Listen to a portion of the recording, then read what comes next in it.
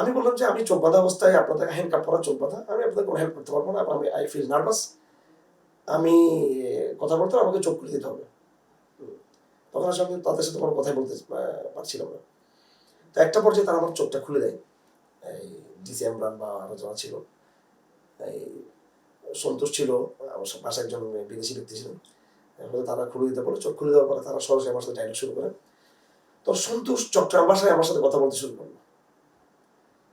চট্টগ্রাম ভাষায় কথা বলতে আমি মনে করলাম যে হয়তো আমাদের এই পারিবারিক বিষয়, আমাদের পরিবারটা অনেক বড় চট্টগ্রামে, আমাদের পরিবারের সাথে সংশ্লিষ্ট কোনো ব্যক্তি হতে পারে। তো সে আমার সাথে খুবই প্রথমে পরিচিতি কুশল বিনিময় করলো, এবং পাশে যে লোকটা বসা, এই লোকটাকে আমাদের পরিবারের পুরো বিষয়টা সে ব্রিফ করলো। আমার চাচাদের সম্পর্কে, ফুফুদের সম্পর্কে, আমার চাচা একজন মুক্তিযোদ্ধা ছিলেন রায়হান ইসলাম, ফরহাদুল ইসলাম চৌধুরী, তার নাম, সবার পরিচয় দিল আমাদের। এবং পার্শ্ববর্তী বিদেশি লোকটা আমাদের পুরো পারিবারিক ব্যাকগ্রাউন্ড শুনে কিছুটা আশ্চর্য হয়েছে সে। ও সাথে একজন ফরেনার যে ফরেনার ছিল। আমাকে সন্তোষ বলতেছে যে আমি এই মানবাধিকার সংস্থার পক্ষ থেকে এসেছি, আর এই ভদ্রলোক শ্রীলঙ্কা থেকে এসেছেন, তিনিও মানবাধিকার সংস্থার একজন বড় দায়িত্বশীল, তিনি আপনাকে কিছু জিজ্ঞেস করবেন, তো আপনি সত্য কথা বলার চেষ্টা করবেন। তো সত্য বলবেন, আপনি সত্য বলতে হবে। এ কথা হচ্ছে রিমান্ডের ভাষা, এটা হচ্ছে অফিসার তন্ত্রের ভাষা, এটা কিন্তু মানবাধিকার কর্মীর ভাষা এটা না। তখন আমার এসব সন্দেহ হলো। তো প্রথমেই সন্তোষ আমাকে জিজ্ঞাসাবাদ শুরু করলো, সন্তোষ নিজে জিজ্ঞাসাবাদ শুরু করলো। তো সে কিছুক্ষণ আগে যে বললো যে মানবাধিকার সংস্থা, তো স্বাভাবিক তার প্রশ্নের মধ্যে তো একটা মানবিক বহিঃপ্রকাশ থাকবে। সে আমাকে জিজ্ঞেস করতেছে, আপনি আফগানিস্তানে কয়েকবার গিয়েছেন? আমি বললাম, আমি আফগানিস্তান যাবো কি জন্য? আমি তো একজন একাডেমিক ব্যক্তি, আমি, আমার বাবার বন্ধু জাস্টিস আল্লামা তাকি উসমানী, পাকিস্তানের তিনি সুপ্রিম কোর্টের জাজ ছিলেন, এবং পাকিস্তানের সবচেয়ে বিখ্যাত প্রতিষ্ঠান দারুল উলুম করাচি ইসলামিক ইউনিভার্সিটি সবচেয়ে বড় বিখ্যাত, ওখানে আমি ফতোয়ার যে হায়ার ফতোয়ার যে স্টাডি ওটা করতে গিয়েছি। তো এবং সেটা এটা তো প্রমাণিত বিষয়টা।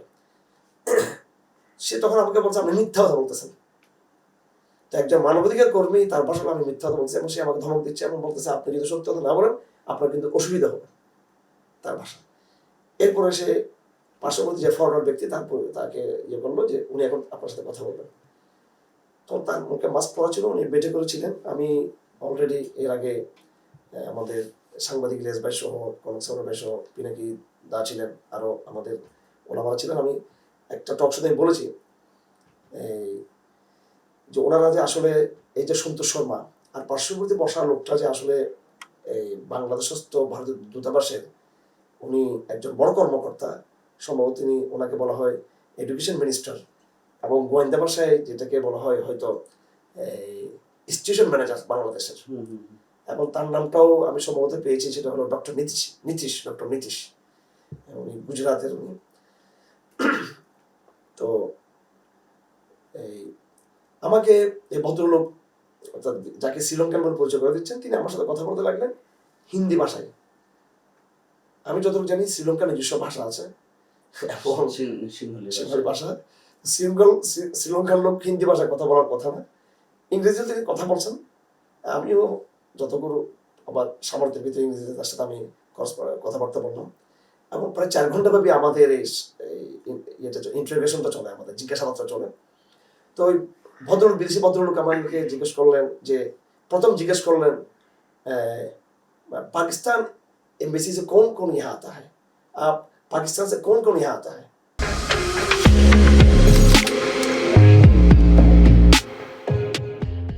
और हिंदुस्तान से कोई आता है, यानी এবার অর্থাৎ মানে এই যে মানে কূটনৈতিক প্রশ্নগুলো করা শুরু করলেন তিনি, মানে স্ট্র্যাটেজিক প্রশ্নগুলো করা শুরু করলেন, জিও পলিটিক্যাল বিষয়গুলো, এবং যেখানে সাসপেকশনের যে বিষয়গুলো আছে।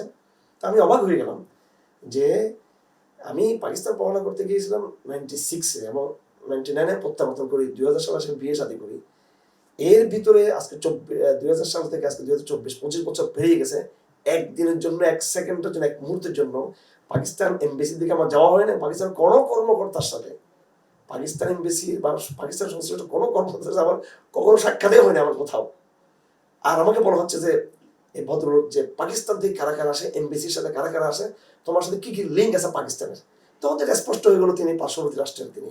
তখন আমি তাকে বললাম যে আপনি একটু আপনার ভিজিটিং কার্ডটা দেন, আমি একটু, তাহলে আমি আপনাদের সাথে আরো ইজিলি কথা বলতে পারবো। সন্তোষ বলো, ঠিক আছে, আপনাকে দেওয়া হবে এটা। তো এইভাবে অনেক জিজ্ঞাসাবাদ এবং যেটা এই আমি অবাক হলাম সেটা হলো আমাকে ওই বিদেশি এই ভারতীয় এই যে গোয়েন্দা বাহিনীর যিনি কর্মকর্তা তিনি আমাকে এক পর্যায়ে বললেন যে আপনার এই সিম নাম্বার কত, আপনার নাম্বার কত। তখন আমি যেটা আমার সচরাচর ব্যবহার করি ওই নাম্বারটা বললাম। তো তিনি আমাকে বললেন যে no, you have another number. এবং ওই গোয়েন্দা সংস্থাগুলো আসলে মূলত বিদেশি সংস্থার এই একটা ব্রাঞ্চ হিসেবে তারা কাজ করেছে এখানে।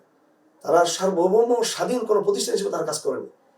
কারণ এই যে ধরেন আমার ইয়ে নেওয়া হলো, ফিঙ্গারপ্রিন্ট নেওয়া হলো, চোখের ইয়ে নেওয়া হলো আমার, হ্যাঁ, এরপরে আমার সাউন্ড লেখা ইত্যাদি নেওয়া হলো, এবং আমির হামজা থেকে নেওয়া হয়েছে।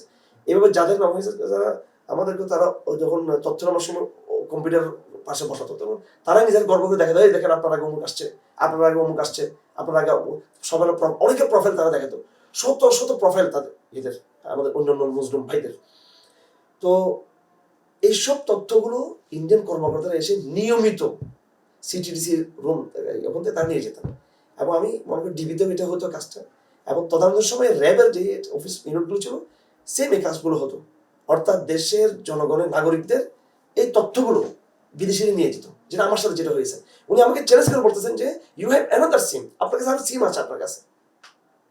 সন্তোষ শর্মা আপনাকে কি কি আচ্ছা, সন্তোষ আমাকে বলতেছিল যে আপনি জঙ্গিবাদের সাথে যুক্ত, আপনি আফগানিস্তান গিয়েছেন, আপনি মিথ্যা কথা বলতেছেন, এরপর আপনাদের কারাগারে যুক্ত আছেন, বাংলাদেশে আপনার কি নেটওয়ার্ক করতেছেন।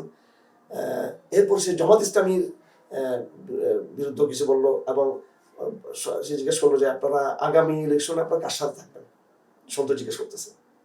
এখন সে বর্তমান আমার অবাক লাগে যে ফ্যাসিজম পতনের পরে যে বিপ্লবী গভর্নমেন্টকে আমরা ইয়ে করেছি, এটা আমাদের অবদান। এখানে যারা উপদেষ্টারা আছেন তারা অধিকাংশ বেশি তারা রাজপথে ছিলেন না, রাজপথে আমরা ছিলাম, আমরা বিগত ফ্যাসিজমের আমরাই সাফারার হয়েছি আমরা। আর তার ছবি যখন নাকি আমরা পুলিশ আইজিবির সাথে যখন দেখি, যখন আমরা উপদেষ্টার সাথে আমরা দেখি, তো এটা তো এটা নাগরিকদের পক্ষ থেকে এটা তো বহুত বড় একটা মানে অনেক বড় একটা দুঃখজনক বিষয়। এটা আমাদের বাংলাদেশের স্বাধীন নাগরিকদের জন্য অনেক বড় বেদনাদায়ক বিষয় এটা। এখানে বিষয়টা আমি যেটা বলতে চাই সেটা হলো যে আমি একজন ইন্ডিভিজুয়াল ব্যক্তি, হার এটা কোনো ম্যাটার না, কিন্তু একটা স্বাধীন সার্বভৌম স্বাধীন রাষ্ট্রের স্বাধীন প্রতিষ্ঠানে বিদেশিরা এসে এইভাবে একটা দেশের স্বাধীনতাকে, তার ফ্রিডম, তার সার্বভৌমত্বকে ধূলিসাৎ করে এইভাবে বিদেশিরা এসে এখানে অহরহ তাদের তথ্যগুলো সংগ্রহ করে নেওয়া, দেশের স্বাধীনতাকে এইভাবে ধূলিসাৎ করা। এবং এই চক্রান্তে দেশীয় যে সমস্ত সাংবাদিকরা ব্যস্ত, এবং সন্তোষ কিন্তু দুটো ট্রাম্প কার্ড সে ইউজ করে, একটা সাংবাদিকতা, আর হলো সম্পর্ক। সে বাংলাদেশ উদযাপন পরিষদের সাধারণ সম্পাদক বা কি জানার দায়িত্ব ছিল, সেই দুইটা ট্রাম্প কার্ড ব্যবহার করে। আমাদের সমস্যার কথা আমরা হিন্দু কমিউনিটি কেন বলতেছি না যে সমস্ত লোকদেরকে কিন্তু অপসারণ করে, এবং মিডিয়া থেকে কিন্তু অপসারণ করা হতে থাকে, আর ভারতকে মিডিয়া ট্রাম্প কার্ডটা তো সে ইউজ করে, সে ইউজ করে। এবং পাশাপাশি সে সবচেয়ে বেশি এখন ইউজ করতেছে সংখ্যালঘু ট্রাম্প। এবং এটা দিয়ে একটা ভারতের একটা ভয় তারা প্রশাসনকে ঢুকিয়ে রাখছে। আমরা তো শিষ্টাচার, ভদ্রতা, কার্টিসি অবশ্যই কূটনীতির মধ্যে এটা তো অপরিহার্য দেখবো, কিন্তু এইভাবে এত ছেড়ে দেওয়া যে একজন বিদেশি নিয়মিত এসে বিদেশি সংস্থাগুলো, বিদেশি গোয়েন্দা সংস্থাগুলো বাংলাদেশি গোয়েন্দা সংস্থাকে প্রভাবিত করা, এবং সে যখন জিজ্ঞাসাবাদ করতেছে বাংলাদেশের একজন ডিসি আর এডিসি, তারা একেবারে শ্রোতার মতো নিরীহ লোকের মতো তাকিয়ে আছে। তারা মনে হয় তারা ওদের মনে হচ্ছে যেন ওনারা এখানকার কর্মকর্তা, আর ওনারা ওদের চাকরি করেন। আপনি অবাক হয়ে যাবেন জিজ্ঞাসাবাদ দেখলে, এখানে ডিসি আব্দুল বসা, সামনে ডিসি ইমরান বসা, মনে হচ্ছে যেন যারা বিদেশ থেকে আসছেন উনি big boss, he is big boss, আর এনারা হলেন চাকর বাকর। এটা যাবল কথাই শুনবে, হ্যাঁ যাও তার শুনতেছে। এমনকি আপনাকে বলে আমি তথ্য দিন, সন্তোষ যেটা করছে সেটা হলো 4 ঘন্টা জিজ্ঞাসাবাদের পর যখন সে চলে যাচ্ছে, তখন সে এইভাবে একটা খাম, মোটা একটা খাম, সেখানে অবশ্যই খামের তো কি ছিল বুঝতেছেন, এটা খাম ধরে দিল, ডিস আব্দুল হাতে ধরে খামটা রাখলো, এবং তার একটু করে বিব্রত হয়ে আবার হাসি দিল সে একটু, মানে টাকাটা সন্তোষ শর্মা আব্দুল মান্নানের কে দিল। এটা সন্তোষ এবং ভাষায় যে বিদেশি যে ছিল ডক্টর নীতিশ, যে ভারতীয় স্টেশনে যে ম্যানেজার গোয়েন্দা অফিসার, তিনি দিলেন, এবং ভাষা সন্তোষ শর্মা দাঁড়ানো, এবং একটা এরকম লিস্টি দিলেন তার কাগজের একটু বড় কাগজ দিলেন, ডিসির হাতে ধরে দিলেন, আব্দুল মান্নানের হাতে ধরে দিলেন। তো এবং আমি তো পাশে বসা ছিলাম, এই আমার কাছে যেটা মনে হলো, খামটা ছিল, হয়তো কোনো লেনদেন ছিল এখানে, আর কাগজের মধ্যে যেটা ছিল, এবং সে কিছু ব্রিফ করলো তাকে দাঁড়িয়ে দাঁড়িয়ে, ওই বিদেশি লোক সন্তোষ শর্মা সহ যাওয়ার সময় ওই ডিসিকে ব্রিফ করলো। কারণ ব্রিফ করতে আমার কাগজটা ধরে দিল যে আপনি এই কাগজটা না, আমার একটা কাগজ পড়তেছিল কাগজটা। তো ওখানে এটা আমি বুঝতেছি স্বাভাবিক, এখানে কিছু পয়েন্ট লেখা ছিল, যাতে ওই পয়েন্টের ভিত্তিতে আমাকে হয়তো জিজ্ঞাসাবাদ করার জন্য হয়তো দিয়েছে। তাও আমি কনফিউজ ছিলাম, বুঝতেছিলাম না পুরো বিষয়টা। রাত্রে 1টা 2টার দিকে আমাকে ঘুম থেকে ডেকে টর্চার রুমে ঢোকানো হয়।